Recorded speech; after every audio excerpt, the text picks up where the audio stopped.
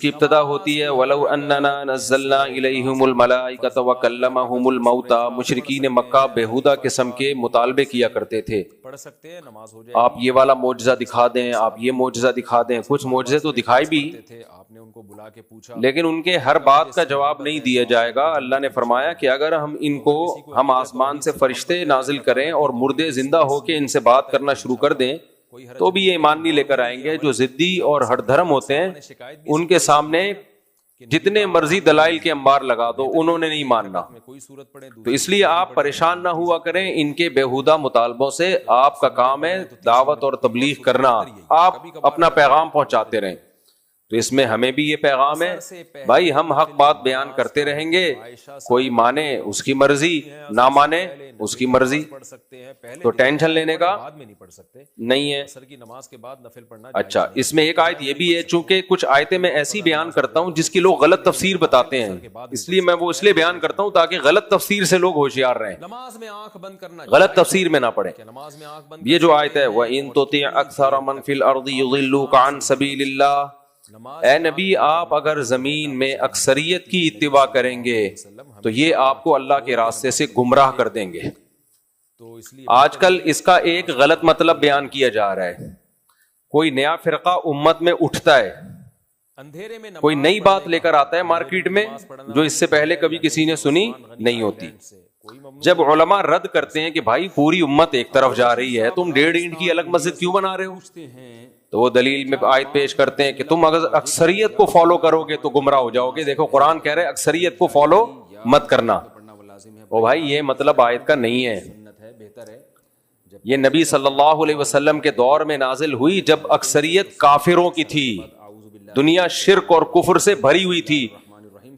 اس میں اکثریت سے مسلمانوں کی اکثریت مراد نہیں ہے، کیونکہ مسلمانوں کی اکثریت کو تو فالو کرنے کا حکم دیا گیا ہے، مسلمانوں میں اکثریت گمراہی پہ جمع نہیں ہو سکتی۔ جب کوئی ایمان والے ہیں، قرآن و سنت کو حجت مانتے ہیں، تو ان میں اکثریت کا کسی بات پہ جمع ہونا یہ اس کے برحق ہونے کی ایک بہت بڑی علامت ہے۔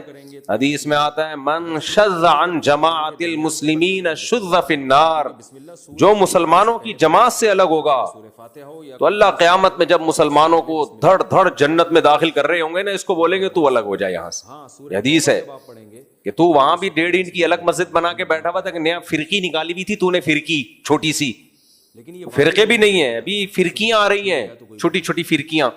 کیا عشاء کے صرف 4 فرض پڑھ، یہ بچے نے پیشاب کیا ہے، اگر کوئی عشاء کی نماز لمبی، بھائی پہلے بھی ہم نے سمجھایا ہے بچوں کو، بہت چھوٹے بچوں کو مت لایا کریں، نماز ہو جائے گی، اور اگر اسی طرح اگر عصر کی ہاں کر دے تو پھر غائب بھی ہو جاتے ہیں وہاں سے، یہ تو غلط ہو گیا نا۔ یہاں لکھ کے لگا دیں چھوٹے بچوں کا پیشاب کرنا منع ہے، اور جس بچے نے پیشاب کیا اس کے باپ کو وہ پیشاب صاف کرنا پڑے گا۔ اچھا، ابا بھی ساتھ بیٹھے ہوئے تھے، تو بچے نے پیشاب کر دیا وہ تو چلو بچے نے، لیکن باپ کو چاہیے وہ اس کو صاف تو کرے نا، کھڑا ہو وہاں پہ، بھائی کوئی دوسرا آ کے بیٹھے نہیں، چلیں اس کو کرواتے ہیں، ٹینشن نہیں۔ شنگیری صاحب ہاں، لوگ تو جو ہو رہے ہیں ان کو اتنا غصہ نہیں آ رہا نا، آپ کو ٹینشن نہ لیں۔ تو یہاں لکھ کے لگا دیں، بھائی کل لگوا دیں نا، یہاں پہ کوئی بورڈ لگوا دیں، میں نے تو پہلے بھی کہا ہے بورڈ بھی لگوا دیں، اور کیمرے میں پھر دیکھیں، کیمرے چاروں طرف لگے ہوئے ہیں، یہ کس دن کام آئیں گے۔ اب اس دفعہ تو معاف کر دیا، اب اگر کسی بچے نے پیشاب کیا تو کیمرے میں ہم نکالیں گے، اس کے ابا کی تصویر فیس بک پہ شائع کریں گے، ہاں کہ دیکھو یہ اپنے بچے کو لایا تھا، بچہ پیشاب کر کے نکل لیا یہاں سے، اور یہ ابا بھی پتلی گلی سے نکل لیے، تو یہ حل ہے۔ تو میں یہ کہہ رہا تھا چھوٹی چھوٹی فرقیاں نکل رہی ہیں، فرقیاں، جب ان سے کہا جائے کہ تم ایک نئی چیز مارکیٹ میں لائے ہو یار، تو وہ جواب میں کہتے ہیں دلیل کو فالو کرو، دلیل کو یہ مت دیکھو اکثریت کیا کہتی ہے، دلیل ہی کو فالو کرو۔ لیکن دلیل اس طرف تھی تبھی تو اکثریت اس طرف گئی ہے، تو جس کو آپ دلیل کہہ رہے ہو وہ آپ کے خود ساختہ دلیل ہے، وہ آپ کو لگ رہا ہے دلیل۔ اور میں بار بار ایک جملہ دہراتا ہوں، نئی فرقی نکالتے ہیں اور کہتے ہیں ہم فرقہ واریت کے خلاف ہیں، خلاف ہوتے تو پرانوں کو ختم کرتے نا، نیا تھوڑی نکال لیتے. یہ منجن ہے منجن، اس زمانے میں یہ بہترین طریقے سے منجن چل رہا ہے. وہی جملہ بس ایک سینٹنس کر کے پھر آگے چلتا ہوں. ہمیں لوگ کہتے ہیں فقہ حنفی ایک فرقہ ہے، تو میں اکثر ایک جواب دیتا ہوں. اس دن شاید بیان چلا نہیں، کوئی کرپٹ ہو گئی تھی، فائل کیا ہو گیا واللہ عالم. تو اگر ہم فرقہ ہوتے ہیں نا تو ہم بعد میں آتے، آپ پہلے ہوتے. ہندوستان میں، برما میں، انڈیا میں، پاکستان میں، افغانستان میں اسلام تو حنفی لے کر آئے ہیں. تبھی حنفیوں کی کوئی پہلی مسجد نہیں دکھا سکتا اس پورے خطے میں یہ نیت کر لی کہ میں ظہر کی 2 رکعت پڑھ رہا ہوں کہ یہ احناف کی پہلی مسجد ہے. نہ، جس دن اسلام آیا اسی دن سے احناف کی مسجدیں ہیں، کیونکہ لائے ہم لوگ تھے، ہمارے باپ دادے لائے تھے. احناف کے علاوہ اس پورے خطے میں جتنے فرقے ہیں ان کی پہلی مسجد دکھائی جا سکتی ہے. فیس بک پہ شائع بھی ہوتی ہیں تصویریں کہ یہ ہمارے فرقے کی پہلی مسجد ہے جو دہلی میں فلاں سن میں جس کی بنیاد رکھی گئی. تو احناف کی نہیں آپ دکھا سکتے پہلی مسجد. تو اسلام ہم لے کر آئے ہیں میرے بھائی، اور ہمیں کیا بنا کے پیش کر دیا؟ فرقہ. ایک بات تو یہ ہو گئی. تو ان تطیع اکثر من فی الارض یضلوک عن سبیل اللہ کا مطلب سمجھ میں آیا کہ اکثریت سے مراد غیر مسلم اور مسلم ملا کے پوری دنیا میں اس وقت جو تھے. مسلمانوں میں اکثریت اس سے مراد نہیں ہے، اور خاص طور پہ اہل سنت والجماعت میں، اہل سنت والجماعت میں ان میں تو اکثریت کا ہونا ایک بہت بڑی علامت ہے کہ یہ حق پر ہیں. دوسری بات، اسی صورت میں ایک اور آیت آئی ہے، اس کو بھی لوگ غلط پیش کرتے ہیں. آج کل ایک فیس بک پہ ایک نئی چیز آئی ہے مارکیٹ میں، اس کو مجھے لگ رہا ہے ابھی وہ بھی ایک نیا فرقہ لانچ کرنے والے.